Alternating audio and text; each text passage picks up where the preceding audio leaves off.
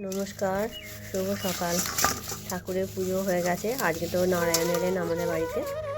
আর তারপরে মাছ নিয়েছি, দুটো সাইজিং মাছ নিয়েছি। এবার মাছ দুটো বেছে নেবো আমি।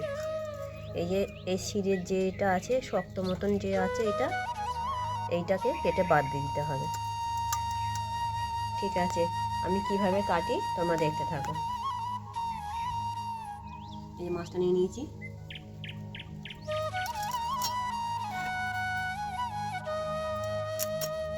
যারা মাছ বিক্রি করে তাদের বঁটিতে একটু ধার থাকে, আমাদের বঁটি সেরকম ধার নয়, তো একটু অসুবিধা হয় কাটতে। এবার ওর তাড়া আছে বলে কেটে দিয়ে গেল না।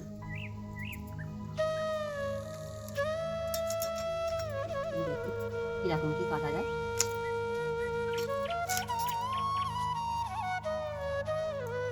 এর গায়ে আঁশ নেই, এর কিন্তু গায়ে আঁশ নেই, কিন্তু এই গায়ের শক্ত খোলাটাকে তুলে ফেলে দিতে হয়।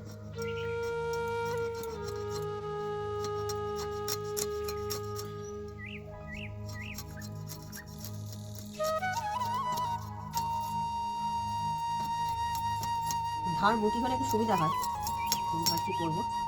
এই যে এরকম কেটে বাদ দেওয়া হবে। এটা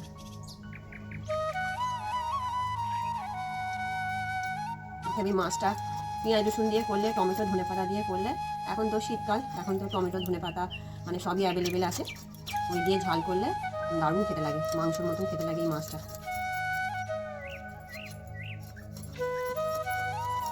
বটিটা একটু ধার কম, যার জন্যে অসুবিধা হচ্ছে একটু কাটতে।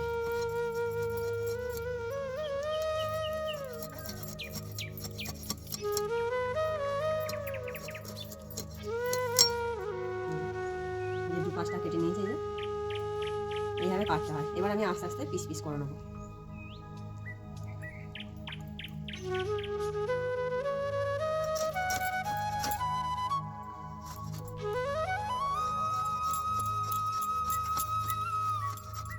আরও অন্য মাছ ছিল, কিন্তু এই মাছটা বেশ ভালো লাগে খেতে, ওই জন্য এইটাই নিলাম। দুটো নিয়েছি, আমরা তো ওই কজন খেতে হয়ে যাবে।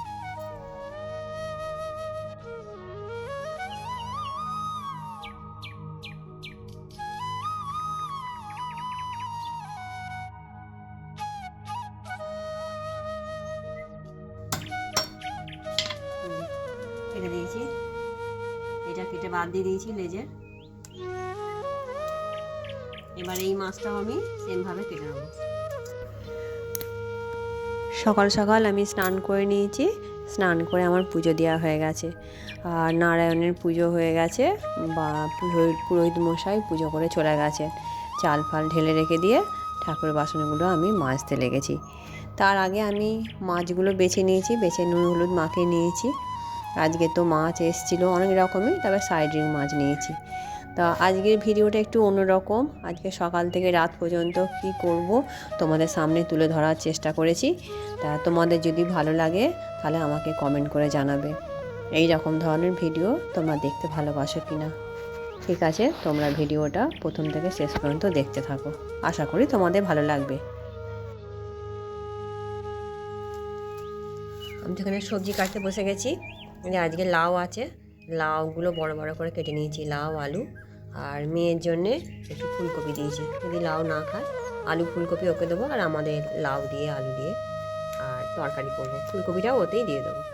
তারপরে এখানে আছে এই যে পালং শাক আছে, পালং শাকটা একটু ঘন্ট করব।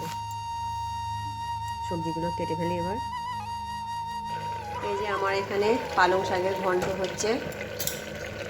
একটু জল আছে, জলটা একটু শুকোলে তারপর বন্ধ করবো।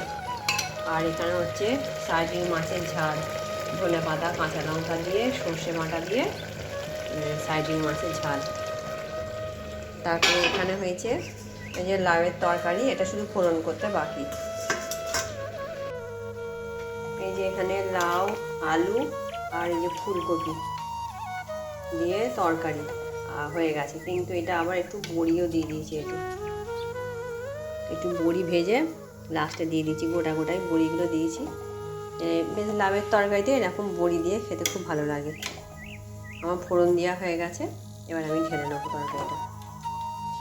এইটা হচ্ছে কপি পাতা বাটা, এটা ভাপিয়ে নিয়ে জলটা ফেলে দিয়েছি, দিয়ে পেস্ট করে নিয়ে তেলের মধ্যে কালো জিরে ফোড়ন দিয়ে নুন মিষ্টি পরিমাণ মতন দিয়েছি, একটু ঝাল দিয়েছি, আরে খেতে খুব ভালো লাগে।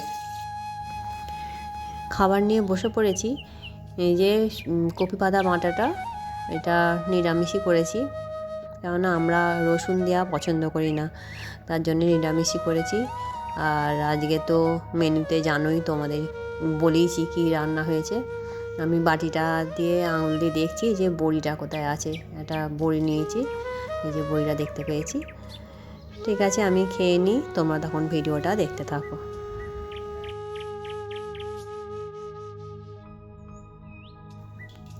এই যে রাতের মেনুতে আছে সবজি পরোটা, আর এখানে এই যে ঘুগনি বেলছে, এই যে সবজি পরোটাটা,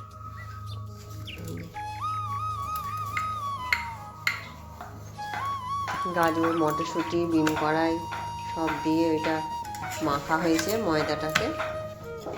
আর এখানে হয়েছে চিলি ফুলকপি। আজ আমাদের রাতে এটাই মেনু।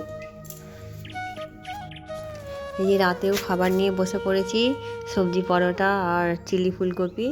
আর দেখো পরোটাটা কতখানি নরম হয়েছে, তোমাদের সেটাই দেখাচ্ছি মুঠো করে, মানে খুব সুন্দর হয়েছে, একদম খেতেও সুস্বাদু একদম। মানে আমাদের সকলেই ভালোবাসে এই সবজি পরোটা খেতে, ছেলে মেয়েদের আর কোনো তরকারি লাগে না সবজি পরোটা হলে। আর ফুলকপিগুলোও গোটা গোটা আছে, চিলি ফুলকপিও খেতে ভালো হয়েছিল। তোমাদের যদি আমার এই ভিডিওটি ভালো লেগে থাকে, আমার চ্যানেলটি সাবস্ক্রাইব করবে, লাইক করবে, কমেন্ট করবে। দেখা হচ্ছে পরের একটি ভিডিওয়ে। আজকের মতন টাটা সবাইকে। সবাই ভালো থেকো, সুস্থ থেকো।